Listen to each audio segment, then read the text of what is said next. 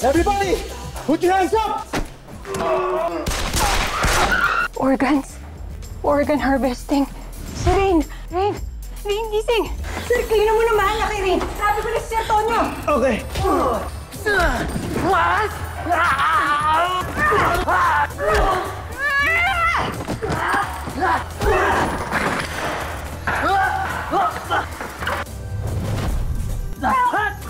Ang pinaghirapan ko, sinisira niyo!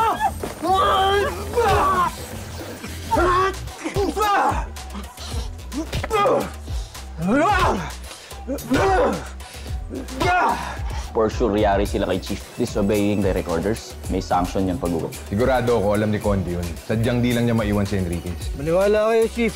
Ako lang talaga lahat to. Kaya sana ako na lang suspindihin ninyo. Sir, hindi niyo naman kami kailangan pagtakpan kay Chief. Ayoko lang mapila yung buong Station 12. Ihanda mo na yung mga tao mo. Dahil pagkatapos ng eleksyon, gusto kong tapusin mo na si Enriquez at Conde. Ano yung narinig ko na tatapusin mo si Sergeant Enriquez at si Lieutenant Conde? Dad, nandiyan ka pala. Hindi, kausap ko lang po yung Station 12. At sinabi ko sa kanila na sana tapusin na yung kung ano may mission binigay kila Lieutenant Conde at Sergeant Enriquez sa ibang bansa. Kasi mas panatag ako nandito sila sa Calabari. Dahil malapit ang eleksyon at kailangan natin ng magagaling na pulis. Bakit? Tama ka doon. Sila talagang dahilan kung bakit nasisira ang ulo ng mga masamang tao dito sa Calabari. Anyway, sige. Mauna muna ako. May lalakarin pa ako, ha?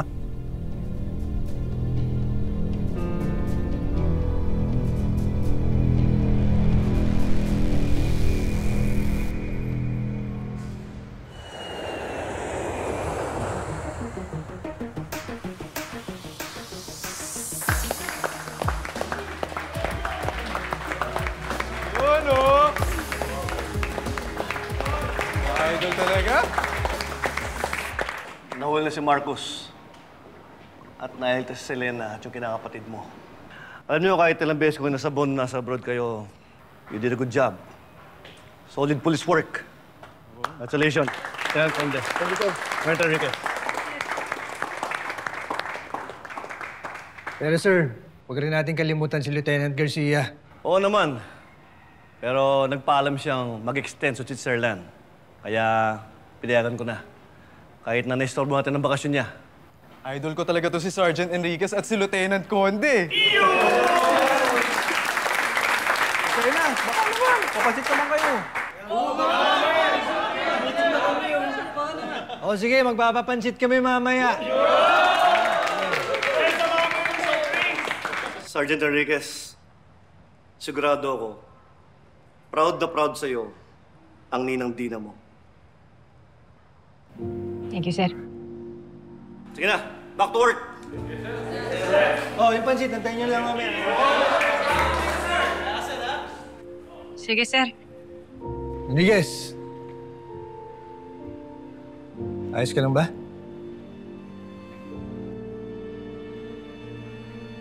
Pasensya na, sir. Hindi ko kasi maintindihan tong nararamdaman ko eh. For the first time, may nagawa akong tama para sa pamilya ni Ninang Dina.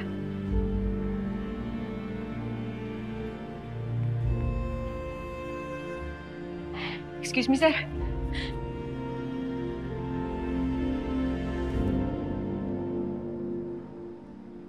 Kapag kumilos na, wala ka na.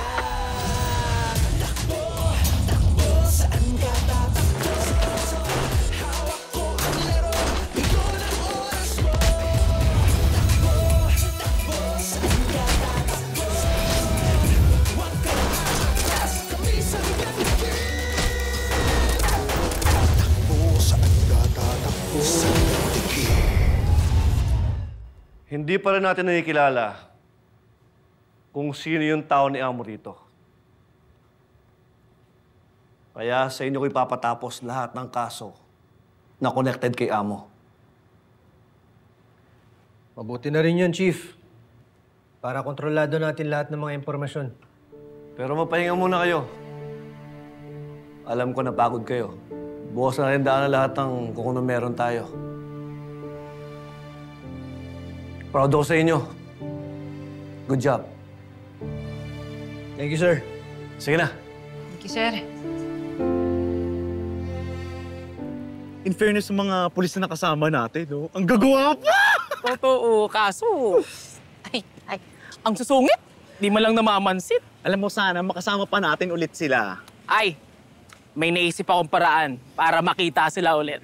Naisip mo ba ang naisip ko? Sana makita ulit si Kapitana! Loko-loko kayo, ha? Anong joke?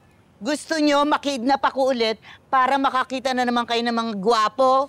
Oo.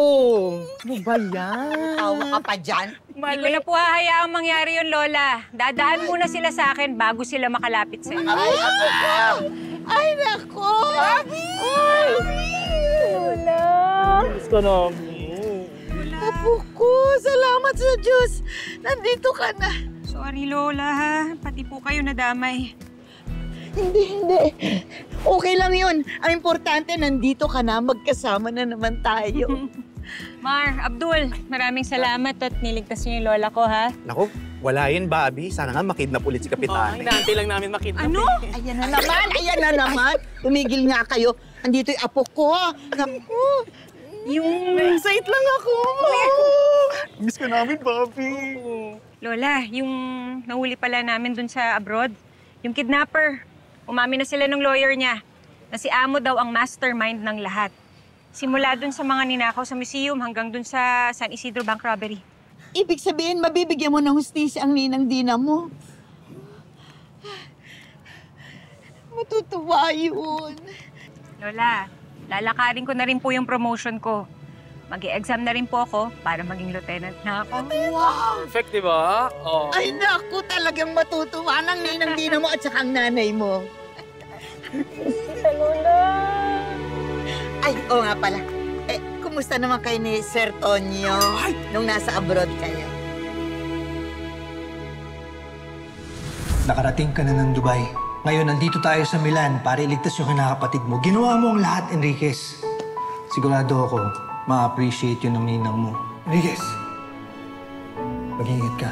Dapat din ako magpasalamat sa'yo. Para sa ano? Dahil sa'yo, naalala ko kung bakit ako nagpulis. Dahil gusto kong ipaglaban yung tama at protektahan lahat ng mga taong mahalaga sa akin. Okay naman po, La. Mahusay po na pulis si Lieutenant Conde. Diyos ko naman, Bobby, yun na yun!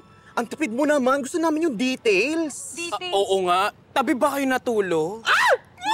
Sabay ba kayo nag-shower? Ano yung pinagsasasabi nyo? Mali. Nag-shower kayo?